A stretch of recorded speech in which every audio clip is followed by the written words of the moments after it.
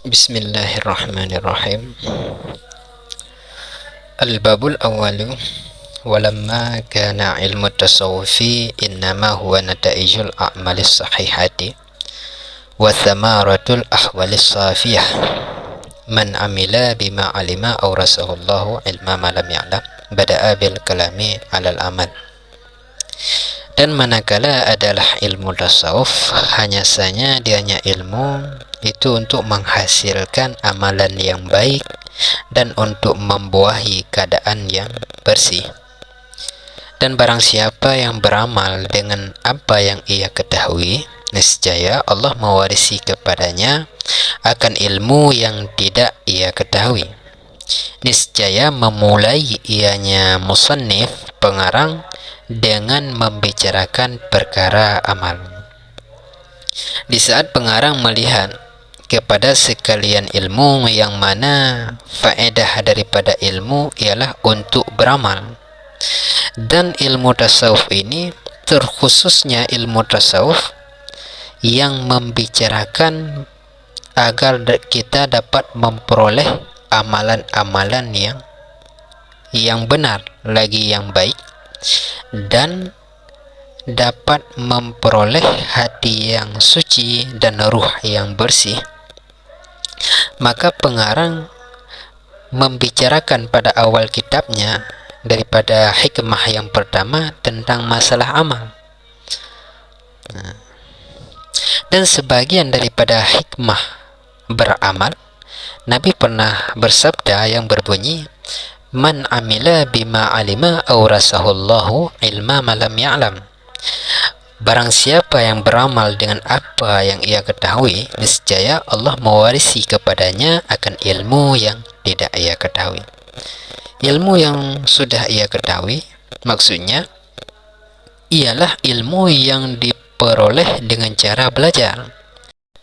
Maka bila ia telah istiqamah dengan ilmu syariat tersebut, Allah akan mewarisi kepadanya, memberikan kepadanya ilmu laduniah.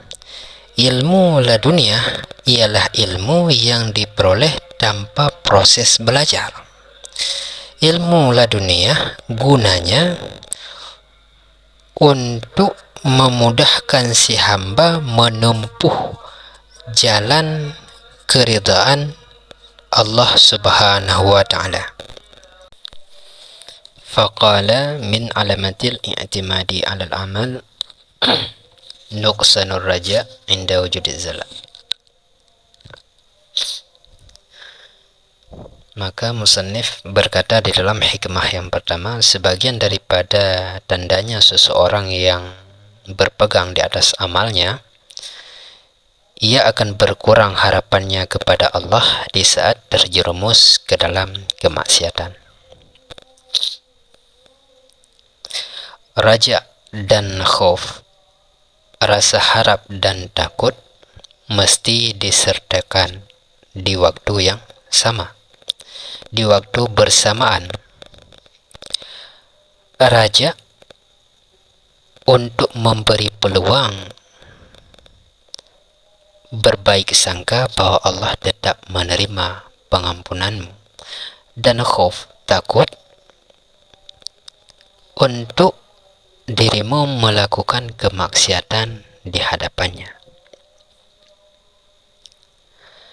Maka orang yang berpegang di atas amal, rasa khauf dan rasa rajanya akan naik turun berdasarkan amalnya. Al-i'timadu ala syai' huwal istinadu alaihi warrukunu ilaihi. Beriktimad di atas sesuatu dengan bermakna al-istinadu alaihi, bersandar kepadanya.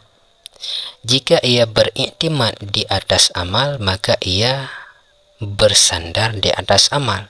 Bila amal tersebut turun, maka rajanya pun akan turun. Bila amal tersebut naik, maka rajanya pun akan naik. Maka adalah celah-celah untuk merasa dirinya mulia di saat melakukan ketaatan, itu bagian daripada pembuktian dia masih beramal, yang mana amalannya masih beriktimat di atas amal.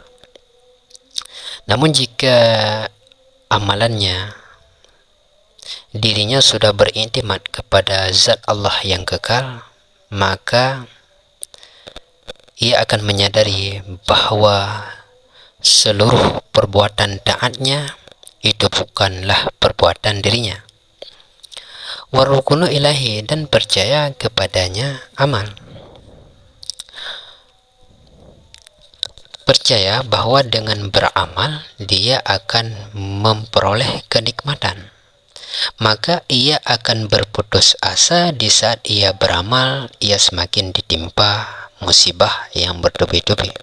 Padahal musibah merupakan tahap untuk memperoleh level selanjutnya.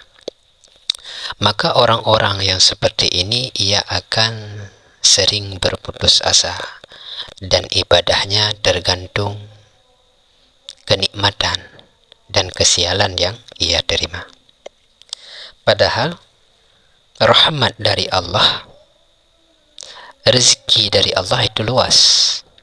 Ujian merupakan suatu suatu nikmat yang sangat besar. Dengan adanya ujian kita mampu memahami keadaan. Wal amal harakatul jismi awil qalbi. Amal ialah gerakan tubuh ataupun gerakan hati, maksud hati.